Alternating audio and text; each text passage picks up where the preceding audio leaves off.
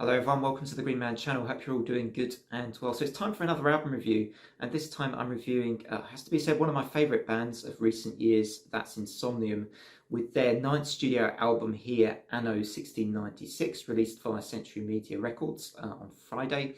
And the album is 8 tracks, and it's just about 50 minutes in length. So this release from Insomnium, is based on a short story written by the vocalist and bassist Niilo Sevenen.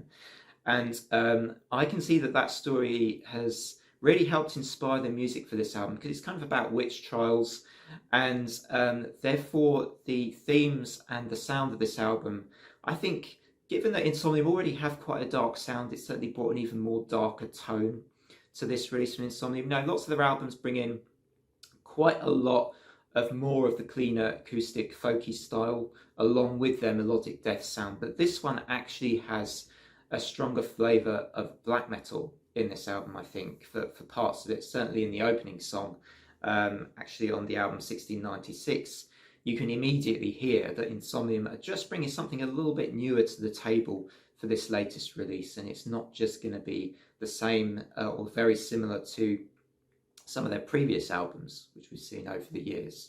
And actually, for me, I am once again very impressed by this album, and Insomnium, album after album, they seem to just surprise me, sometimes in a slightly different way, but they still surprise me, and I just think they've been doing that now for 20 years or so since their first album. It's been a while, and they're just one of these bands that they just don't know how to do it. They could never disappoint. Almost, it feels they could do another 9 studio albums, I think, and for me, they'd probably still bring out the goods again and again. They're just one of those bands.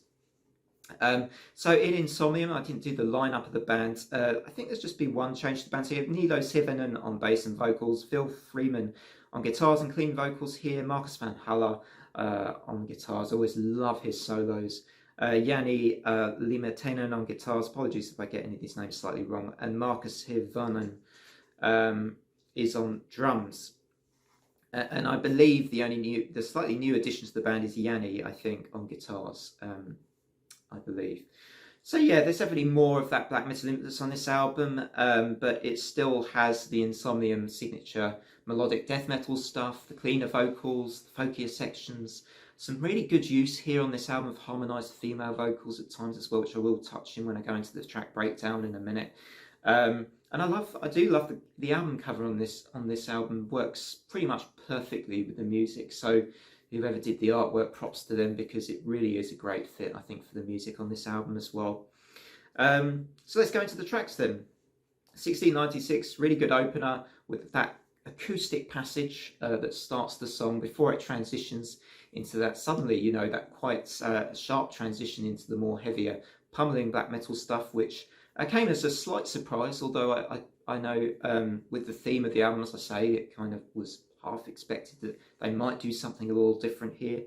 And then you get the second track, White Christ, which features Sakis Tollis guesting on the vocals.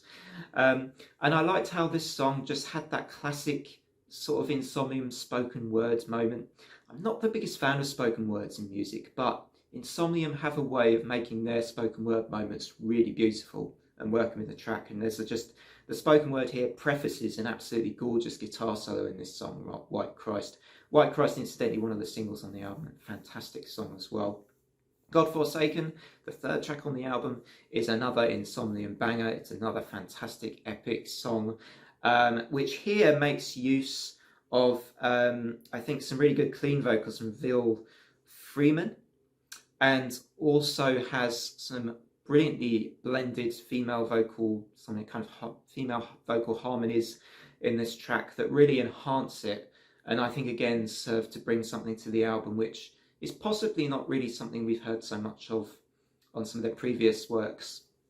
Again, bringing something a little bit new to the table for this track, while still being very recognisably an Insomnium song, but it's an example. This track almost, I feel, is a great selling point for this album, because it brings everything great about Insomnium to the table, but also brings in the new flavour of the album very well too. The Witch Hunter, really love the chorus in this song. It's a great single. It's another great addition to this album. I also really enjoyed the pure acoustic clean track, The Unrest. I thought that was really good too. Shows good songwriting, great lyricism in this track, and once again, Insomnium proving that they are never short on ideas for their own songs here. And The Rapids, perhaps one of the heaviest Insomnium songs I've ever heard, and surprised me in a really good way. You get some pure death metal pummeling in this track, and that kind of rumbling guitar and drum moment that comes in with that when they introduce that about the 1 minute kind of 5 second mark, and they just bring in that much kind of faster, heavier sound, which is a little unexpected, but again they pull it off.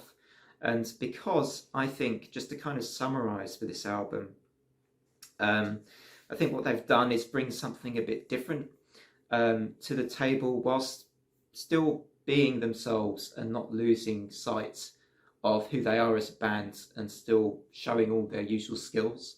And because of that, because they've done that, and because it's their 9th studio album, I can only give this a very high score for me. The only part of this album that I felt was traditional Insomnium almost, but it wasn't.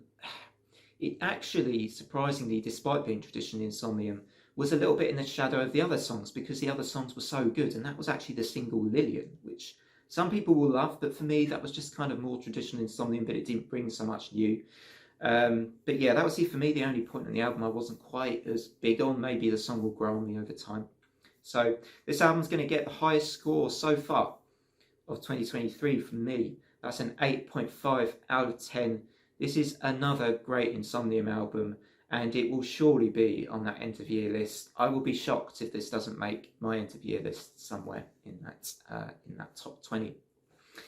So thanks very much all for watching. As always, don't forget to drop a like and subscribe if you enjoy these reviews. Otherwise, from me, take care everybody. Have great weekends. Bye for now.